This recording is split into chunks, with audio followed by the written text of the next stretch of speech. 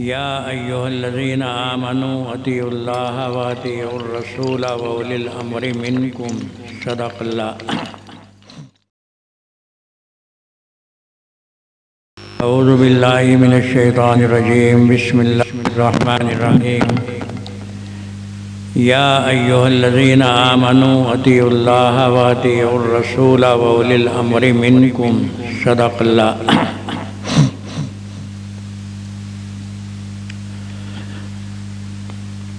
बहुत सी चीज़ों के हम नाम सुनते रहते हैं, लेकिन उनकी असलियत हमें मालूम नहीं होती। मिसाल के तरीक़े से आप सुनते हैं लफ्ज़ सुन्नत, ये चीज़ सुन्नत है। बात चीज़ें ऐसी हैं कि उन्हें सुनते हैं ये चीज़ वाजिब है। बाज़ चीज़ों को हम सुनते हैं कि ये फ़र्ज़ है। लफ्ज़ सुन्नत को हम वैसे ही समझ जाते हैं कि ये कोई मामूली सी चीज़ है, कि कोई मामूली सी चीज़ है। लेकिन अगर सारी दुनिया के अक्लमंदों की बातें एक तरफ आप रखें और सारी दुनिया के समझदार इंजीनियर उनका कौल एक तरफ रखें, और जिसे हम सुन्नत कहते हैं यानी हमारे नबी सल्लल्लाहु अलैहि वसल्लम का तरीक़ा या आपका हुक्म, जिसका नाम सुन्नत रखा जाता है, उसका दर्जा इन तमाम चीज़ों से बढ़ा हुआ होता है। सुन्नत का मतलब ये होता है कि अल्लाह की तरफ से उसके लिए कुरान पाक में तो कोई हुक्म नाजिल नहीं हुआ, या इसी तरीक़े से जो ऐसी हदीसें हैं जिनसे मसाइल निकलते हैं उसमें भी वो तरीक़ा नहीं आया, लेकिन बहरहाल हमारे नबी का वो तरीक़ा रहा, तो इसे कहते हैं सुन्नत। अब लोग ये समझ जाते हैं जी सुन्नती तो है, लेकिन सुन्नत का दर्जा कोई मामूली नहीं, बहुत बड़ा दर्जा है। इसी का ये असर आ रहा है कि हमारा खाना पीना, घरों में रहना, कपड़े पहनना, ज़िंदगी गुजारना, उसमें हम सुन्नत का कोई एहतमाम नहीं करते। यानी हमें ये भी मालूम नहीं कि जब हम खाना खाने के लिए बैठे तो उसमें सुन्नत तरीक़ा क्या है। सुन्नत तरीक़ा यह है कि जब आप खाने के लिए बैठे तो पहले हाथ धो। ये हाथ धोना फ़र्ज तो नहीं, लेकिन सुन्नत है, क्योंकि हमारे नबी सल्लल्लाहु अलैहि वसल्लम ने हमेशा हाथ धो करके खाना शुरू किया है। और दुनियावी एतबार से भी अगर देखो तो हाथों के ऊपर न मालूम क्या क्या चीज़ें लगी रहती हैं। अब हम उन्हीं हाथों से लुक़मा उठाएंगे और वही लुक़मा फिर मुंह में जाएगा, तो इस लुक़मे के साथ न मालूम कितनी बीमारियां पेट में पहुंच जाती हैं। आज के साइंस के तरीक़े पे तो ये कह लो, साइंस वाले जो हैं जिन्हें डॉक्टर कहते हैं, वो तो ये कहते हैं कि इंसान के पेट में बहुत सारी बीमारियां इसी शक्ल से जाती हैं। अब अगर मुसलमान इस तरीक़े के ऊपर अमल करे, हाथ धो कर के खाना उसने शुरू किया और ये समझ कर के उसने तरीक़ा इख्तियार किया कि ये हमारे नबी का तरीक़ा है, तो बीमारियों से भी महफूज रहा और सुन्नत के ऊपर अमल करने का सवाब भी मिल गया। ऐसे ही खाने से जब आप फारिग हो गए तो खाने से फारिग हो जाने के बाद भी सुन्नत यह है कि अपने हाथ धो लो, क्योंकि खाने हाथों के ऊपर लगा या कुछ चिकनाहट लगी, अब अच्छा ये रहता है कि उसकी सफाई हो जाए, ये भी सुन्नत तरीक़ा है। लेकिन इन चीज़ों को हम मामूली से समझते हैं, हालांकि ये चीज़ें मामूली नहीं, बहुत बड़ी चीज़ें हैं। खाने के लिए जब आदमी बैठे, कोई मुसलमान बैठे, तो बेहतर ये रहता है कि कोई कपड़ा वगैरह बिछा लो, जिसे दस्तरखान कहते हैं। खाने के रेज़े उसके ऊपर गिर जाते हैं ये खाने के लुक़मे अगर दस्तरखान के ऊपर गिर गए तो सुन्नत तरीका यह है कि ये लुक़मा उठा करके खा लो। आज के ज़माने में एक फैशन बन गया कि जहाँ खाना खा रहे हैं, खाना खाते में अगर कुछ लुक़मे गिर पड़े तो उन्हें लोग पैरों से रगड़ देंगे या इधर उधर को फेंक देंगे। बहरहाल उसके खाने को ऐब समझते हैं। ख़ास तौर से कोई ब्याह शादी की तकरीब हो या किसी तरीके से कोई चंद आदमियों की दावत है और उसमें कुछ लुक़मे हाथ से गिर पड़े तो लोग उन्हें उठा कर के खाने को ऐब समझते हैं। उन्हें ये मालूम नहीं कि ये लुक़मा जो आज हमारे हाथों में आया है इसके ऊपर अल्लाह की कितनी ताकतें खर्च हो चुकी है। एक लुक़मा जो आपके हाथों में आया है इसके ऊपर सूरज की ताकत खर्च हुई, चांद की ताकत खर्च हुई, इसके ऊपर हवाओं की ताकत खर्च हुई, तब जाकर के वो दाना तैयार हुआ। अगर सूरज की धूप न लगे तो दाना तैयार नहीं होगा। अगर चांद की ठंडक उसे न पहुँचे तो दाना तैयार नहीं होगा। अगर हवा न लगे तो फिर दाना तैयार नहीं होगा। तो एक दाने के ऊपर इतनी ताकत खर्च हुई और एक लुक़मे के अंदर कितने दाने हैं, लोग उसे उठा करके यूं ही ज़ाय कर देते हैं, पैरों से रगड़ देते हैं। हमारे नबी का हुक्म यह है कि देखो जो दाने गिर पड़े हैं तुम्हें इन्हें उठा करके खा लो। हो सकता है कि अल्लाह ने इन्हीं दानों के अंदर, इन्हीं लुक़मों के अंदर बरकत रखी हो। बरकत का मतलब ये होता है कि आपने थोड़ी चीज़ इस्तेमाल की और थोड़ी चीज़ से वो काम हो गया जो कि बहुत ज़्यादा कामों से होता। आपने थोड़ा खाना खाया, बदन को वो ताकत मिल गई जो ज़्यादा से मिलती, बदन को वो ताकत मिल गई जिसके लिए बहुत कुछ खर्च करना पड़ता। तो क्या खबर है अल्लाह ने इन्हीं दानों के अंदर लुक़मा, इन्हीं दानों के अंदर बरकत रखी हो। फिर आप खाना शुरू करें तो बिस्मिल्लाह कह करके खाना शुरू करो। हर चीज़ अल्लाह के नाम से शुरू करना ये सुन्नत है। चूँकि जो खाना आपने शुरू किया है इस खाने के अंदर फितने भी हैं, इस खाने के अंदर बीमारियाँ भी हैं। बाज़ दफ़े हम लुक़मा मुंह में रखते हैं और ये लुक़मा गले में अटक गया, अब ये ना नीचे जा रहा ना ऊपर आ रहा, तो यही लुक़मा इंसान की मौत भी बन जाती है। और यही लुक़मा सही तरीके से बदन में चला गया तो यही इंसान को ताकत भी दे देता है। इसलिए जब खाना शुरू करो तो बिस्मिल्लाह कह कर के खाना शुरू करो, ये भी सुन्नत है। फिर हदीस में आया है, हुजूर ने इरशाद फरमाया कि जब कोई खाना शुरू करता है और उसमें बिस्मिल्लाह नहीं कहता तो शैतान अपना हाथ उस खाने में डाल देता है और वो भी उस खाने को उठा करके खाना शुरू कर देता है। रहा ये कि हम तो नहीं देखते, नहीं तुम्हारा ना देखना ये इसकी दलील नहीं कि ये काम नहीं हो रहा। जब नबी ने कोई बात बतला दी है तो फिर वो ज़रूर सही बात है, उसमें कोई झूठ का शुबा हो ही नहीं सकता। एक मर्तबा सहाबा खाना खा रहे थे, हुजूर भी उनमें शरीक थे। एक शख्स पहले बिस्मिल्लाह कहना भूल गया, दरमियानी खाने में उसके याद आया तो अब उसने बिस्मिल्लाह कही। बिस्मिल्लाह जो अब कही तो एक लुक़मा लुढ़कता हुआ दूर जा कर के गिरा। आपने इरशाद फरमाया, देख रहे हो ये लुक़मा गिरा है? जी हाँ। तो आपने मालूम किया तुम में से किसी ने अब बिस्मिल्लाह कही। शुरू में वो बिस्मिल्लाह कहना भूल गया था। एक शख्स कहने लगा कि जी हाँ मैं पहले भूल गया था, मेरे अब याद आया तो मैंने अब बिस्मिल्लाह कही है। तो आपने इरशाद फरमाया तेरे बिस्मिल्लाह न कहने से शैतान ने ये लुक़मा मुंह में डालना शुरू कर दिया था, खाना शुरू कर दिया था। तूने जो बिस्मिल्लाह कही तो एकदम ये लुक़मा उसके हाथ से छूट गया। तो देखो अल्लाह के नबी देख रहे हैं कि ये लुक़मा शैतान के हाथ से छूटा है, तो हम नहीं देख रहे, लेकिन अल्लाह के नबी बतला रहे हैं तो जो लोग बिस्मिल्लाह के बगैर खाना शुरू करते हैं उनके खाने के अंदर खैर व बरकत नहीं होती।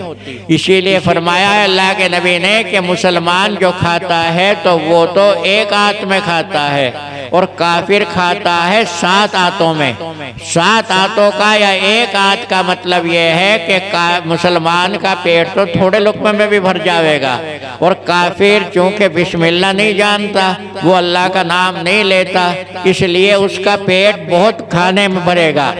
और ये तो खाने की बात है। जो काश्तकार अपना गल्ला वगैरह उठाता है, खेतों में तैयार करता है, वहाँ भी अगर अल्लाह का नाम न लिया जाए तो शैतान उसमें भी शरीक हो जाता है। एक वाक़या हदीस में आया है, हज़रत अबू हुरैरा रज़ियल्लाहु ताला अन्हु बहुत बड़े सहाबी हैं, वो बयान करते हैं कि एक दफ़े मदीना मुनव्वरा में बहुत सारा गल्ला सदक़े का आ गया और वो मदीने से बाहर ढेर लगा हुआ था। तो अल्लाह के रसूल ने मुझे उसकी हिफाजत पे मुतय्यन कर दिया, अबू हुरैरा तुम इसका पहरा दो। तो रात का वक्त था, रात के वक्त में एक चोर आया और उस चोर ने अपना कपड़ा डाल करके वो सदक़े का गल्ला उठाना शुरू कर दिया। मैंने उसे पकड़ लिया। वो कहने लगा भाई अल्लाह के वास्ते तो मुझे छोड़ दे। तो मैं कहने लगा कि नहीं, मैं तुझे ज़रूर अल्लाह के रसूल की खिदमत में पेश करूँगा। उसने कहा नहीं, आइंदा मैं ऐसा नहीं करने का। सुबह हुई, रात को मैंने छोड़ दिया। सुबह जब मैं हुजूर की खिदमत में गया तो हुजूर ने मालूम किया अबू हुरैरा तुम्हारे चोर का क्या हुआ। इसका मतलब यह कि हुजूर को मालूम हो चुका था कि कोई चोर आया है और अबू हुरैरा ने उसे पकड़ा है और पकड़ करके छोड़ दिया है।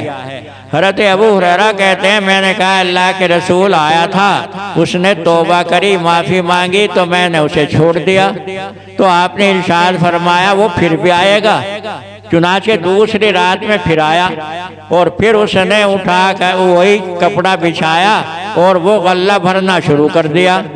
हज़रत अबू हुरैरा कहते हैं मैंने आज भी उसे पकड़ लिया। पकड़ करके उसने वही कल वाला काम शुरू किया, तौबा करने लगा, माफ़ी मांगने लगा, खुशामद करने लगा। मैंने कहा नहीं, कल भी तो तूने ऐसे ही किया था कि नहीं बस आज छोड़ दे, आइंदा मैं इस काम को नहीं करूँगा। चुनाचे आज भी मैंने छोड़ दिया। मैं जब सुबह हुजूर की खिदमत में गया तो आपने मालूम किया अबू हुरैरा आज उस चोर का क्या हुआ। तो मैंने कहा कि अल्लाह के रसूल उसने बड़ी खुशामद की, हाथ जोड़े तो इसलिए मैंने छोड़ दिया है। तो आपने इरशाद फरमाया होशियार रहना, वो फिर भी आवेगा। चुनाचे तीसरी रात में फिर आया। हज़रत अबू हुरैरा कहते हैं कि मैंने कहा आज तो मैं तुझे बख्शने का नहीं, तू 2 दफ़े धोखे दे चुका है। उसने कहा अबू हुरैरा मैं तुझे खास बात बतलाता हूँ अगर, और वो बिल्कुल सच्ची बात है। मैंने कहा अच्छा बतला। तो उस चोर ने मुझे कहा कि तुम एक काम किया करो, कुरान पाक में जो सूरत आई है और उस सूरत के अंदर जो आयतल कुर्सी है, इस आयतल कुर्सी को पढ़ लिया करो। जब तुम इस आयतल कुर्सी को पढ़ लोगे, गल्ला उठाने के वक्त पढ़ लोगे या रात को सोने के वक्त पढ़ लोगे या किसी वक्त भी पढ़ लोगे तो शैतान तुम्हारे पास नहीं आएगा। मैंने छोड़ दिया। सुबह में हुजूर के पास आया तो हुजूर ने मालूम किया आज क्या हुआ। मैंने पूरा किस्सा सुनाया तो आपने इरशाद फरमाया तुम्हें मालूम है वो कौन था? वो जो 3 रातों से आ रहा था वो शैतान था। और शैतान का यही काम है कि जहाँ अल्लाह का नाम नहीं लिया जाता तो वहाँ उसमें वो बरकत उड़ा देता है, यानी अपना हिस्सा भी काट करके ले जाता है। और वो जो उसने तुझे बताया है कि आयतल कुर्सी पढ़ लिया करो, ये बात तो वो सही कह गया। शैतान का ये काम तो नहीं होता कि वो सही बात कहे, लेकिन उसने ये तो तुम्हें सही बात बतला ही दी।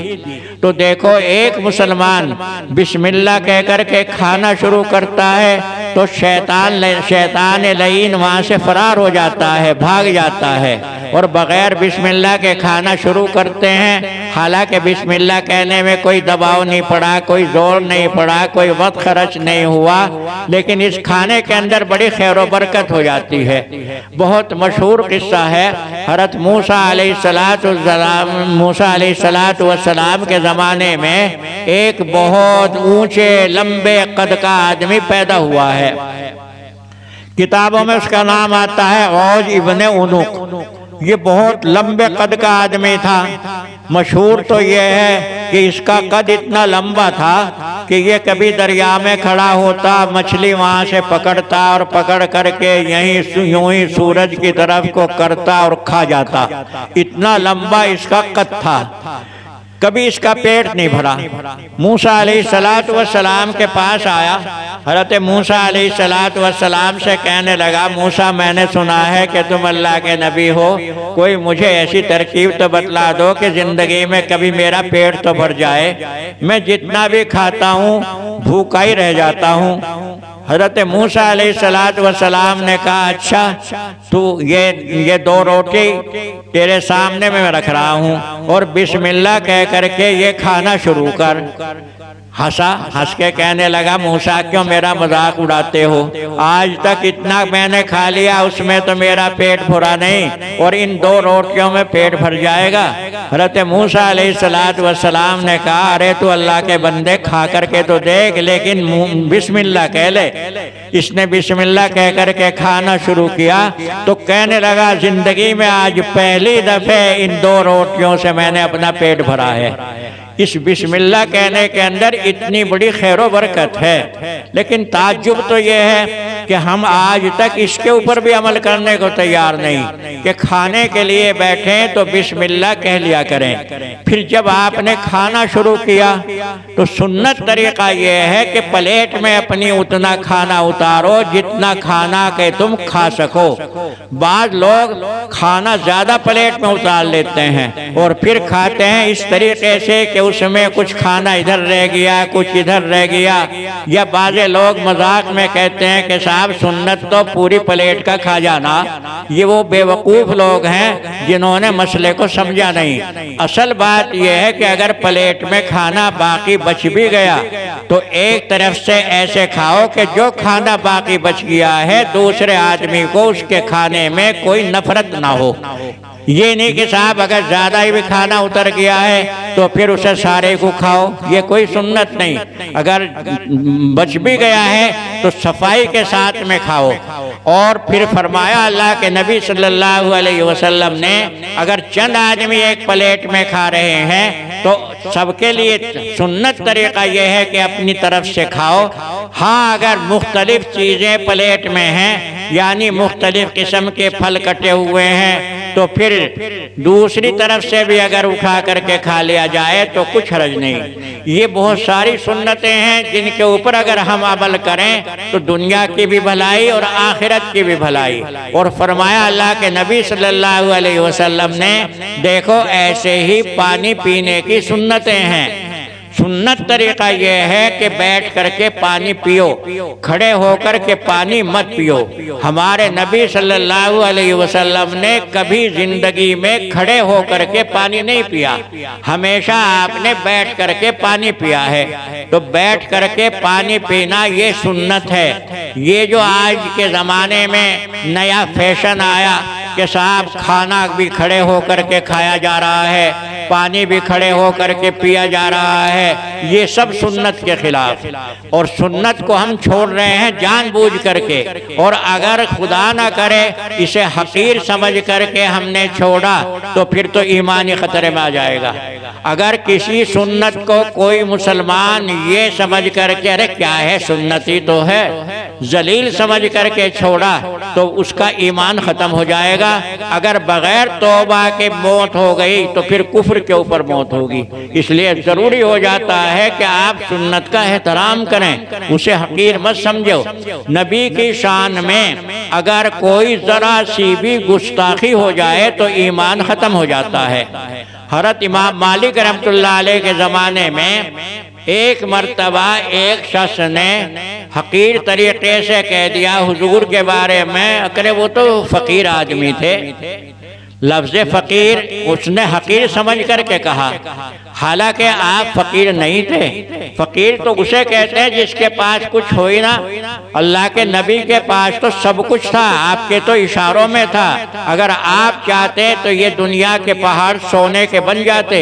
आपने तो अपने इख्तियार से वो ज़िंदगी पसंद करी कि एक दिन खाने को मिले और एक दिन न मिले, लेकिन इस बेवकूफ़ ने हकीर तरीके से आपको फ़कीर कहा।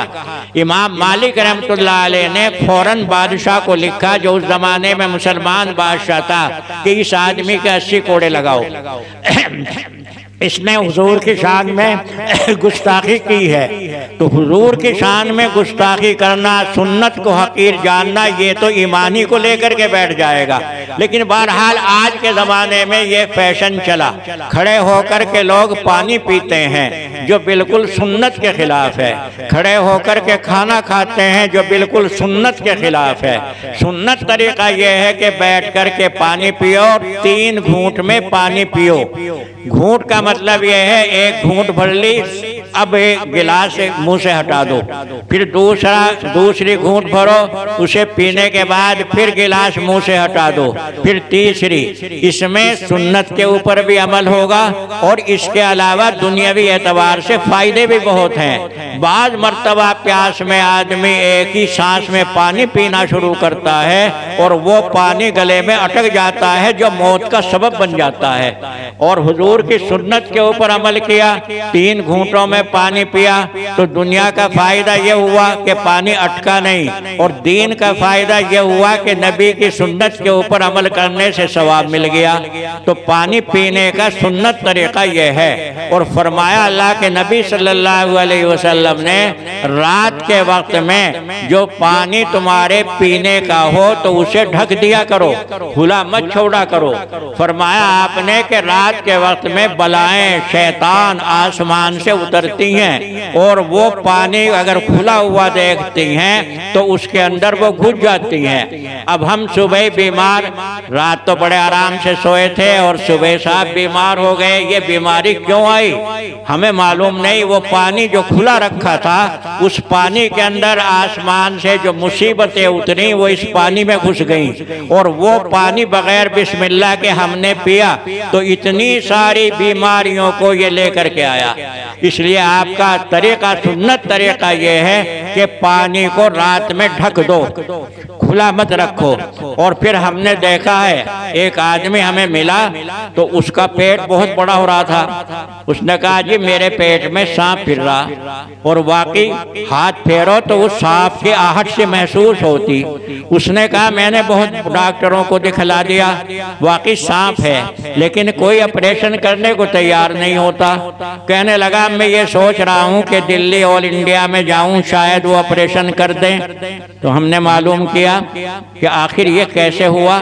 तो उसने कहा जी मैंने एक डब्बा पानी का यूं ही लटका दिया था, उसे ऊपर से ढका नहीं था, उसमें कोई सांप का बच्चा गिर पड़ा और मैंने वो पानी बस यूं ही पी लिया, तो वो सांप का बच्चा मेरे पेट में चला गया और वहां जा करके वो बड़ा हो गया। तो देखो दुनियावी मुसीबत भी आ गई। अगर सुन्नत के ऊपर अमल करता और सोचता कि नहीं हमारे नबी ने तो हुक्म ये दिया है कि रात को जब पानी रखो तो उसे पानी को ढक दिया करो, तो ये मुसीबत नहीं आई थी। तो दुनियावी मुसीबत भी आ गई और दीन क्या नुकसान हो गया कि सुन्नत के ऊपर अमल नहीं हुआ। तो पानी के भी आपने तरीके बतलाए। पानी इस तरीके से पियो, बिस्मिल्लाह कह कर के पानी पियो, खड़े होकर के पानी मत पियो, तीन घूंटों में पानी लो। और फिर आपने इरशाद फरमाया जब रात को मकान में लेटो तो अपने मकान का दरवाजा बिस्मिल्लाह कह करके बंद करो, क्योंकि शैतान जो है मकानों में घुस जाता है और सोने वालों को फिर वो तकलीफ देता है। ये जो लोग कहते हैं साहब बड़े डरावने ख्वाब नजर आते हैं, बहुत दहशत होती है, ये होती है, ये असल में क्या है? ये वही शयातीन हैं जो मकानों में घुस गए, ना हमने दरवाज़ा बिस्मिल्लाह कह करके बंद किया तो वो फिर रुकता कैसे? वो तो अंदर आ गया, वो तंग करता है, किसी को डर लग रहा है, किसी को दहशत लग रही है। अरे अल्लाह के नबी के तरीके को छोड़ करके सिवाय मुसीबतों के और क्या मिलेगा? इतना भी हम नहीं कर सकते कि अगर अपने मकान का दरवाज़ा बंद करें तो बिस्मिल्लाह कह करके बंद कर लो, शैतानों से हिफाजत होगी, चोरों से हिफाजत होगी। और फरमाया अल्लाह के नबी सल्लल्लाहु अलैहि वसल्लम ने, देखो शाम के वक्त में जंगलात में ये जो शैतान जिन्नात होते हैं ये बस्तियों की तरफ आना शुरू हो जाते हैं, गांवों की तरफ आना ये शुरू हो जाते हैं। इसलिए शाम के वक्त सूरज गुरूब होने के वक्त यानी उससे कुछ पहले और कुछ बाद तक अपने बच्चों को गलियों में मत छोड़ो, क्योंकि शैतान जिन्नात बाज दफे जंगलात से आते हैं और वो बच्चों के ऊपर हमला बोल देते हैं और वो फिर बच्चे परेशान होते हैं। अब उन्हें कहीं डॉक्टरों के यहाँ लिए फिरते हैं, कहीं झाड़ने वालों के पास लिए फिरते हैं। ये वो सुन्नतें हैं आपकी जो कि अमल करने में हमें कोई वक्त भी नहीं लगेगा और सुन्नत समझ करके अमल करेंगे तो सवाब भी मिलेगा। और सवाब को मामूली मत समझो, इसकी कीमत का पता जब चलेगा जबकि इसका बदला हमें वहाँ मालूम होगा।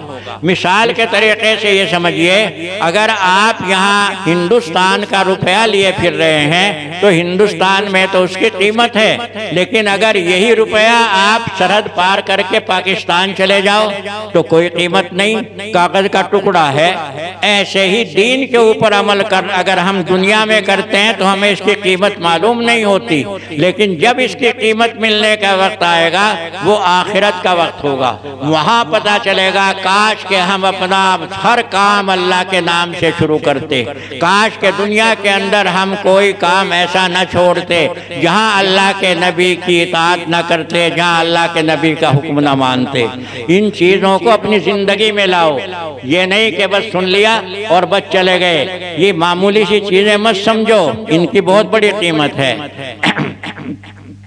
आज हमारी जिंदगी का मोड़ जहाँ आया है वो इस दर्जे पर आ गया है कि दीन की बातें अगर सुनी तो अमल नहीं करते।